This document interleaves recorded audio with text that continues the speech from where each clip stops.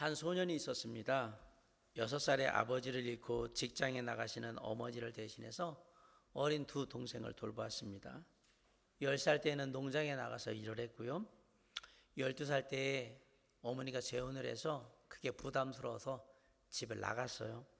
그리고 도시로 나가서 닥치는 대로 일을 했습니다. 그렇게 청년의 시기, 장년의 시기를 거쳐서 세월이 흘러가지고 황혼의 나이가 돼가지고 나름 큰 규모의 식당을 소유할 수 있게 되었어요. 잘 준비를 해서 개업을 했는데 1년 만에 다 털어먹었습니다. 그리고 나서 이것저것 다 시도를 해봤는데 다 안 됐습니다. 실패를 했어요. 그리고 마침내 65세에 이사회에서 공식적으로 파산이 된 거예요. 은행에서 받아주질 않아요. 수중에는 기초생활자로 받은 보장금 105불, 우리나라 돈으로 한 10만 원 좀 넘겠네요. 그 정도의 돈이 전부였어요. 65세의 나이에 수중에 가지고 있는 돈이 10만 원 남짓. 그 사람이 과연 뭘 할 수 있겠습니까? 그런데 이 사람은 남은 돈으로 몽땅 털어가지고 압력솥을 하나 삽니다. 그리고 자신이 가지고 있던 낡은 트럭 뒤에다 싣고 다니면서 식당 일을 하면서 1년 동안에 나름 개발했던 치킨 요리, 닭 요리하는 레시피가 있었는데 이걸 좀 사서 투자할 수 있는 투자자를 찾기 시작했어요. 대부분의 잠은 트럭에서 잤고요. 그리고 휴게소에서 세수하고 면도하고 그리고 또 미국의 전역을 다 돌아다녔습니다. 가는 곳마다 그런데 외면을 당했어요. 아시겠지만 그 모양새가 뭐 뻔하지 않겠습니까? 그러고 돌아다니는데 누가 받겠습니까? 그렇게 2년 동안 자그마치 1000번하고도 8번 거절을 당했습니다. 외면을 당했단 말입니다. 이 사람한테 로열티를 지불하고 그 닭 요리를 사가지고 그걸로 뭔가 만들겠다고 생각하는 투자자가 없었던 겁니다. 그런데 1009번째 도전 만에 드디어 이 사람의 치킨 조리법을 내가 사서 투자를 하겠다라는 사람이 나온 거예요. 그리고 마침내 새로운 치킨 브랜드가 탄생을 하게 됐습니다. 그게 바로 KFC, 켄터키 프라이드 치킨, KFC. KFC 치킨집에 가면 그 매장에 가면 상징이 있죠? 항상 매장 입구에 누가 기다리고 있죠? 아주 인자하신 할아버지가 이렇게 하얀 옷을 입고 백발의 모습에 이렇게 안경 끼고 수염난 사람이 딱 이러고 있잖아요. 이분이 바로 커널 샌더스라는 사장님이에요. 창업자랍니다. 창업자. 그분이 어서 치킨 먹으러 오세요. KFC 매장이에요. 이분이 인터뷰 가운데 이런 내용이 납니다. 훌륭한 생각을 하는 사람은 많지만 그것을 행동으로 옮기는 사람은 드뭅니다. 그리고 사람은 대개 뭔가에 실패하면 포기하는데 나는 포기하지 않았습니다. 그랬어요. 인생을 살면서 한두 번 좌절하거나 실패한 경험이 없는 사람은 없을 겁니다. 누구나 한두 번쯤은 다 어려운 시기를 겪습니다. 그게 건강 때문에 그럴 수도 있고요. 예기치 않은 사고가 나서 그럴 수도 있고요. 돈 문제가 생겨서 그럴 수도 있고요. 사업이 실패할 수도 있고요. 그리고 사랑하는 사람과 이별하는 문제 때문에 어려움을 당할 수도 있습니다. 그런 일을 당했을 때 그 참담한 심정은 아마 당해보지 않은 사람들은 잘 이해하기가 어려울 거예요. 대부분의 사람들은 그런 일들을 당할 때 그런 참담한 심정이 들면 이제 다 끝났구나, 이제는 아무 소용이 없겠구나 그러면서 모든 것을 포기하게 돼요. 그게 보통 사람들이 보여주는 일반적인 모습들이에요. 그런데 성경은 전혀 다르게 말씀합니다. 하나님의 백성은, 하나님의 자녀는 넘어지지만 아주 엎드러지지 않는다라고 말씀합니다. 많이 힘들겠지만 어렵겠지만 그렇다고 모든 것을 포기할 정도가 되지는 않을 것이다. 어떻게 그럴 수 있을까요? 뭐가 그것을 가능하게 만들어 줄까요? 오늘 본문인 시편 37편은요. 노년에 다윗이 악인이 형통하는 것을 보고 하나님을 믿는데 하나님을 믿는 나보다 악인이 더 형통하네?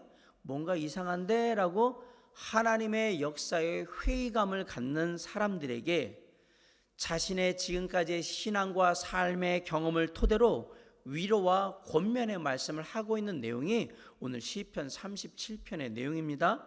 23절에 보면 하나님께서 사람의 발걸음을 정하신다라고 말씀하십니다. 우리 23절 다 같이 한번 읽어볼까요? 시작. 여호와께서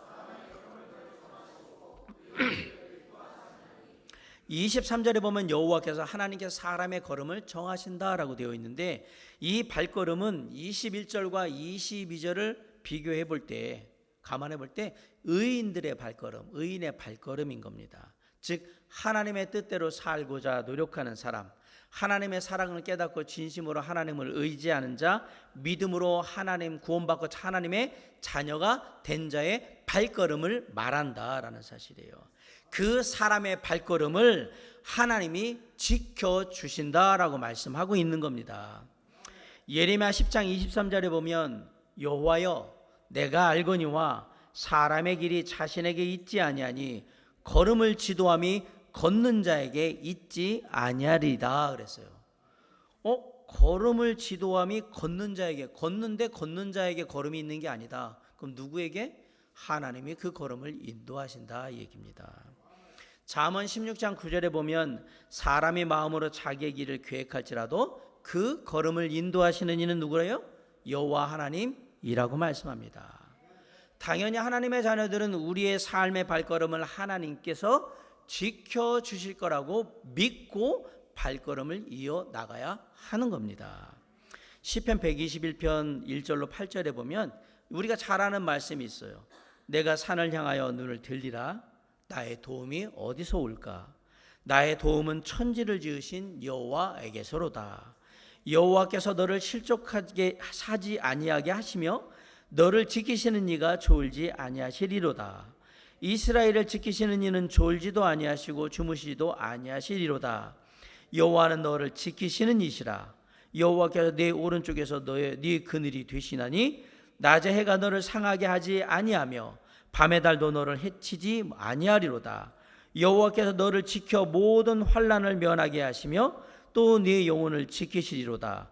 여호와께서 너의 출입을 지금부터 영원까지 지키시리로다. 시편 121편 1절로 8절을 제가 다 읽어드렸는데 여기서 제일 많이 나오는 단어가 뭡니까? 지키시리로다. 누가? 여호와 하나님이 자녀를 지켜주신다. 이런 믿음을 가지고 사는 사람들이 많을 때에 그 삶의 모든 것이 합력하여 선을 이루게 된 거예요. 하나님이 주님이 나를 지켜주신다는 믿음이 있을 때 하나님은 모든 것을 합력하여 선을 이루십니다. 하나님께서 사람의 발걸음을 정하셨다라는 것은 우리 자녀들의 삶을 모두 다 책임져 주시고 인도해 주신다는 말씀과 똑같은 말씀입니다. 설령 우리가 잘못된 길을 가잖아요. 주님이 다 돌이키게 해 주실 겁니다. 모든 것이 합력하여 선을 이루도록 그 발걸음을 돌이켜 주실 거예요. 여러분 구약의 선지자 요나를 잘 아십니다. 요나에게 하나님께서 명령하셨어요. 니느웨로 가서 복음을 전하라고 말씀하셨어요. 그런데 요나가 생각할 때 니느웨 사람들은 정말 난폭하고 거칠고 그리고 이방 사람들이라 그곳에 가서 복음을 전하기를 원하지 않았습니다. 그래서 하나님의 명령과 다르게 반대 방향인 다시스로 가는 배를 타고 도망을 갑니다. 하지만 하나님께서 풍랑을 일으키셨고요. 그 일을 사람들이 논의하다가 제비를 뽑았는데 그 제비를 뽑아서 잡힌 범인이 누구였냐? 요나였습니다. 그 제비 뽑기로 잡힌 요나를 잡자마자 사람들이 바다에다가 퐁당 빠뜨렸죠. 그런데 마침 퐁당 빠뜨리자마자 그 밑에 기다리고 있던 큰 물고기가 요나를 삼켜서 요나는 큰 물고기의 뱃속에서 3일을 있게 됩니다. 그 3일 동안 요나는 물고기의 뱃속에서 회개해요. 그러고 나서 하나님께 다시 요나에게 기회를 주셨는데 그 큰 물고기가 요나를 퇴하고 뱉었거든요. 어디에 떨어졌습니까? 니느웨 땅으로 갔습니다. 결국 요나는 다시 니느웨로 가가지고 하나님의 복음을 전했고요. 결국 거기서 하나님의 영광을 나타내게 됐어요. 잘못된 길 가도 하나님의 자녀는 다 하나님께서 알아서 거기다 갖다 놓으셨던 거예요. 또한 하나님께서 사람의 발걸음을 정하신다는 말은 하나님이 우리의 삶의 크고 작은 모든 일에 다 관여하신다, 주관하신다 그 말과 똑같은 말입니다. 마태복음 10장 29절에 가면 하늘 나는 참새도요 하나님의 허락하심이 없이는 하늘에서 떨어지지 않는다라고 얘기합니다. 그러면서 뭐라고 그러냐면 너는 참새 한 마리보다 더 귀한 나의 자녀가 나의 백성이 아니더냐. 그러면서 하나님이 뭐라고 말씀하시냐면 주님이 너희는 내게 머리털까지 다 세신 바가 되었다. 18세기에 타락한 영국을 새롭게 변화시키고자 정말 말씀을 전하며 복음을 전했던, 그래서 감리교를 탄생시켰던 요한 웨슬레 목사님은 6살 때에 어느 겨울날 집에 불이 납니다. 그런데 요한 웨슬레 목사님 가정에 자녀만 17명이었습니다. 다 대피시켰는데 요한 웨슬레 목사님은 집 2층에 있었어요. 마지막으로 부모님이 막 올라가서 요한 웨슬레 목사님을 6살짜리를 데리고 내려와서 문 밖을 딱 나서 탁 갔는데 바로 집이 무너져 내렸어요. 불타가지고. 그 광경을 6살이지만 똑똑하게 기억하고 있었어요. 그때 알았어요. 하나님께서 도와주셨구나. 기이한 도우심으로 도와주셨구나. 나이가 되고 커서 요한 웨슬레 목사님은 구원받고 분명한 하나님의 사람으로 복음을 전하는 일을 했거든요. 그런데 요한 웨슬레 목사님이 가는 데마다 술주정뱅이나 거리역 불량배나 이런 안 좋은 사람들은 목사님이 오는 걸 좋아하지 않았어요. 왜? 오면 그 지역이 다 바뀌었거든요. 술집이 폐업을 하게 되고 안 좋은 일들이 다 없어지고 막 이러니까 싫잖아요. 그래가지고 막 돌을 던지기도 하고 요한 웨슬레 목사님한테 폭력을 휘두르기도 하고 막 그런 일들이 벌어졌어요. 그런데 그런 것에 아랑곳하지 않고 요한 웨슬레 목사님은 늘 예수 그리스도의 십자가의 복음, 은혜의 복음을 사람들에게 전했습니다. 어느 분이 물어봤어요. 그렇게 어떤 상황 속에서도 담대하게 복음을 전할 수 있는 그 용기가 어디서 나옵니까? 그러자 웨슬레 목사님이 이렇게 얘기했어요. 내 아버지의 허락 없이는 머리카락 하나도 상하지 않을 겁니다. 당신은 그렇게 믿는 거예요. 나는 그렇게 믿는다. 때로는 흠이 들고 때로는 낙심이 되고 때로는 힘이 없고 가진 것이 없어서 답답하죠. 하지만 우리가 하나님께 맡긴 삶이라면 하나님이 내 발걸음 지켜 보호하신다는 사실을 믿으시기 바랍니다. 그 믿음으로 삶의 평안을 얻으세요. 나는 하나님의 자녀고 나의 발걸음을 주님이 아셔서 지켜 보호하실 거라고 믿고 평안하시기 바랍니다. 그리고 그 내 발걸음을 지키시는 주님을 통해서 용기를 얻어서 날마다 주님과 함께 동행함으로 주님이 기뻐하시는 삶을 살아가는 저와 여러분이 될 수 있기를 주님의 이름으로 간절히 축원합니다. 그렇게 자녀들의 발걸음을 지켜 보호하시고 이끄시는 하나님의 은혜를 따라서 날마다 승리하는 삶을 사는 거로 성경이 끝난다면 얼마나 좋을까요? 얼마나 좋게요. 그렇게 딱 끝나면. 아쉽게도 오늘 본문은 그렇게 사는 삶이 그리 쉽지 않다라고 얘기합니다. 24절 한번 다 같이 읽어보겠습니다. 시작. 그는 넘어지나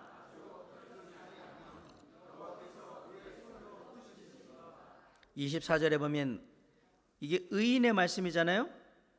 의인, 즉 하나님의 자녀도 어떻게 된다? 넘어진다라고 봅니다. 나름 세상에서 올바르게 살려고 노력하고 남에게 피해 주지 않으려고 애쓰고 맡겨진 일 성실하게 감당하려고 수고합니다. 신앙적으로 주일 성수 열심히 하려고 하고요. 교회와 형제자매들을 위해서 나름대로 섬기며 봉사하려고 노력합니다. 기도도 열심히 하려고 하고요. 나름 말씀도 열심히 묵상하려고 합니다.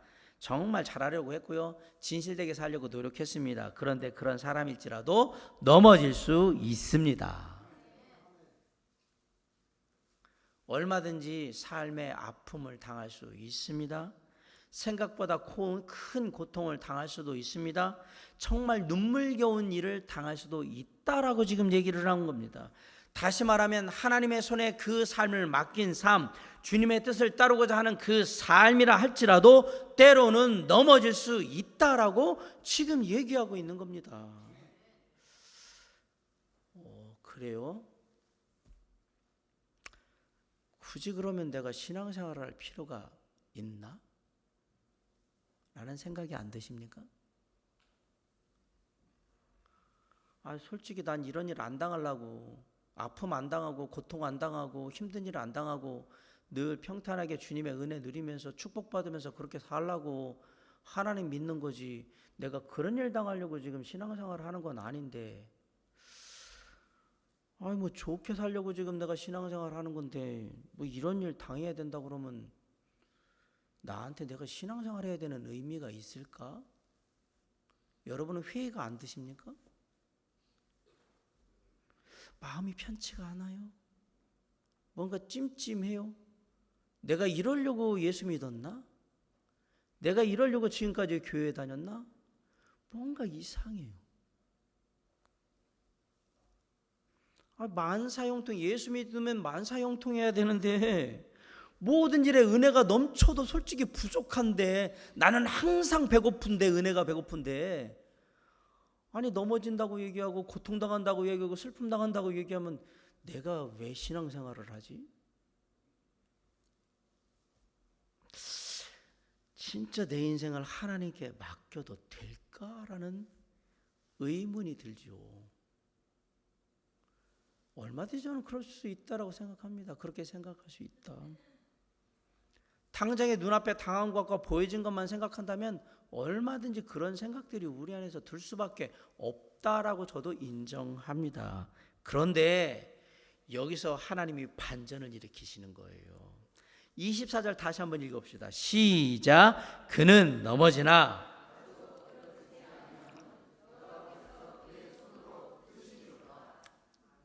넘어지긴 넘어져요.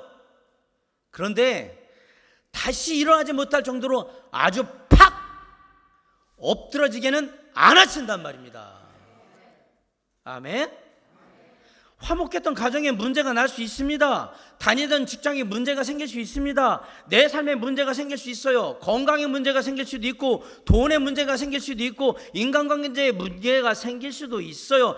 때로 어떤 문제는 내가 감당할 수 없는 그런 문제가 생길 수도 있는 겁니다. 다 포기하고 싶고 아무것도 하고 싶지 않은 때가 올 수 있다라고 얘기하는 겁니다. 그런데 성경은 그렇게 넘어지긴 하지만 그걸로 모든 것이 다 끝나지는 않는다라고 얘기하는 겁니다. 왜? 넘어진 우리를 붙들어 일으켜 주시는 분이 계시기 때문이다. 24절 다시 한번 읽겠습니다. 시작. 그는 넘어지나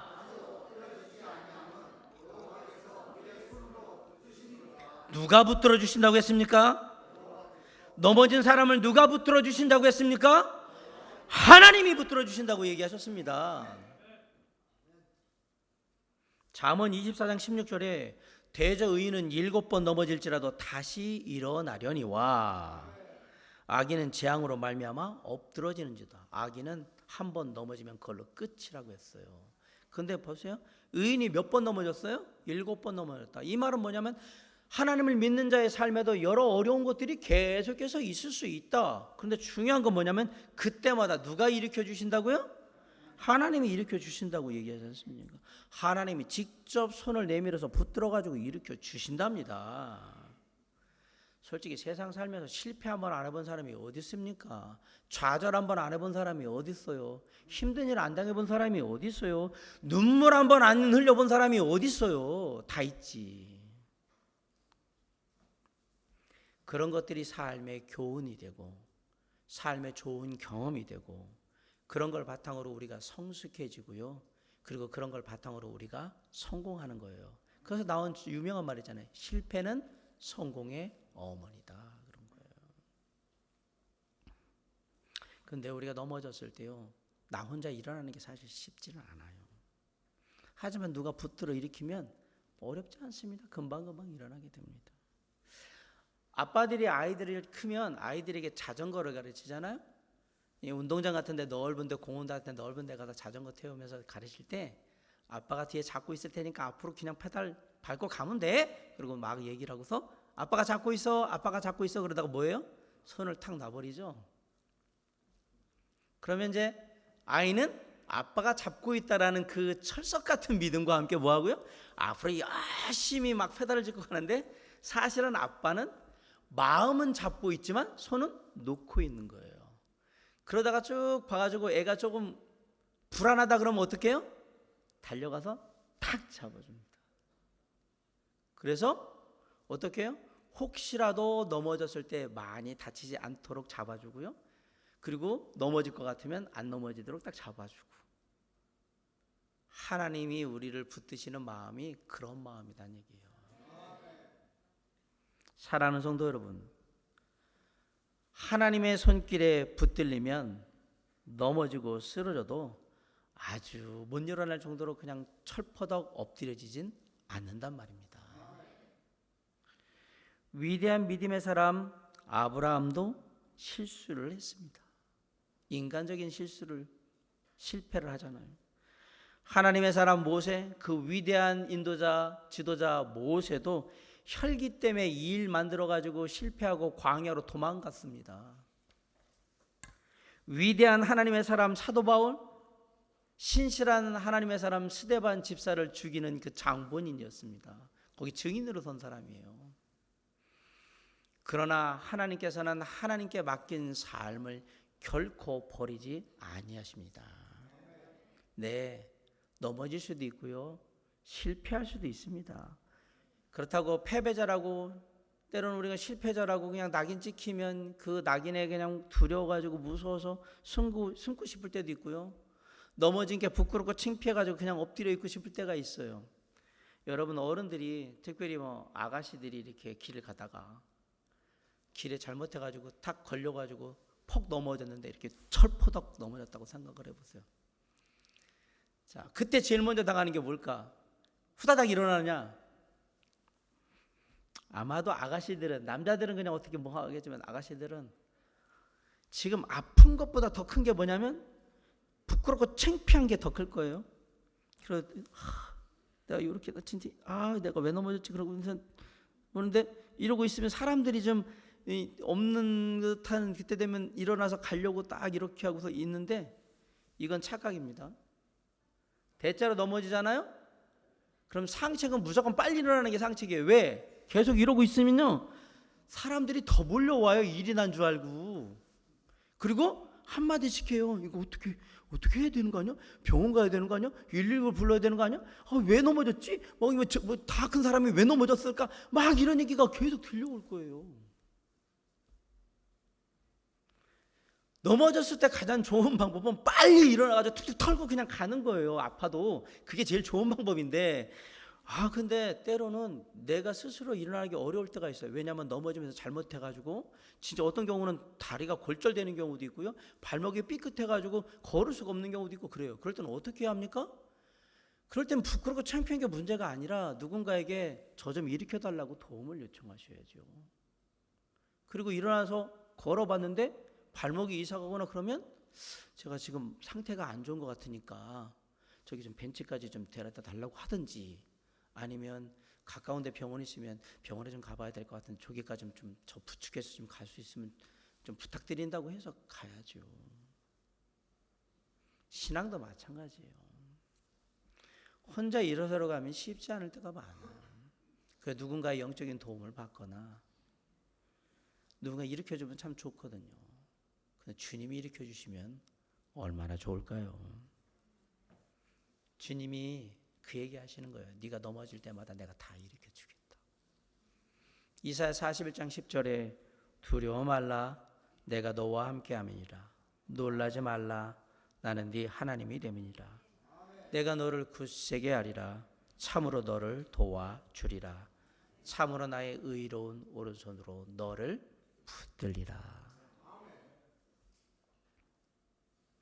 우리를 넘어질 때마다 붙들어 일으키시는 하나님이 지금 우리와 함께 하시는 겁니다. 뭘 걱정하십니까?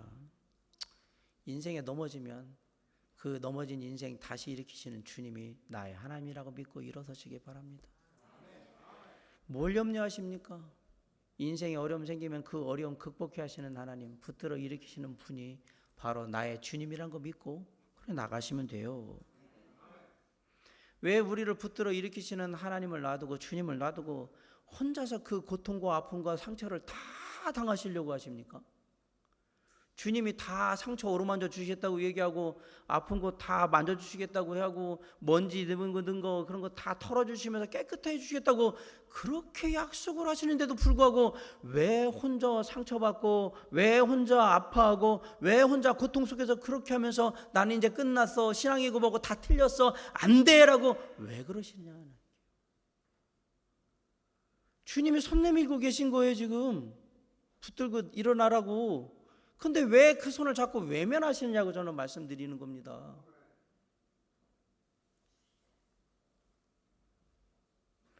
시편 145편 14절에 여호와께서는 모든 넘어지는 자들을 붙드신다라고 했습니다. 그래서 다윗이 인생 가운데 넘어지고 쓰러지는 자신을 지키시는 주님을 향해서 감사하는 마음으로 이렇게 고백한 거예요. 시편 23편 4절에서 내가 사망의 음침한 골짜기를 다닐지라도 해를 두려워하지 않을 것은 주께서 나와 함께 하심이라. 주의 지팡이와 막대기가 나를 안위하시나이다. 안전하게 지켜 보호하신다고 얘기하잖아요. 우리를 붙들어 일으키시는 주님이 우리와 함께 하십니다. 좋으신 주님이 나와 함께 하십니다. 위대하신 하나님께서 엎드려 넘어져 있는 우리 인생을 붙들어 일으켜 주시겠다고 약속하셨습니다. 하나님은 당신을 의지하는 당신의 자녀들을 붙들어 일으켜 세우실 뿐만 아니라 그 인생이 승리하도록 이끌어 주실 겁니다. 그렇게 좋으신 하나님이 저와 여러분의 하나님이신 거예요. 그분이 저와 여러분과 함께 하시는 거예요. 그 하나님이 나의 사람의 발걸음, 나의 앞길도 다 정하셔서 인도해 주신답니다. 좋으신 하나님이 얼마나 좋은 길로 인도하실까 기대가 되지 않습니까? 주님, 제가 알아서 갈 테니까요. 주님 빠져 계시고요. 제가 도움 필요할 때만 오세요. 아니요.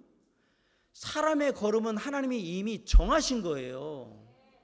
자녀의 걸음은 이미 정해져 있어요. 내가 그렇게 한다고 거기로 갈 수 있는 게 아니다라는 얘기입니다.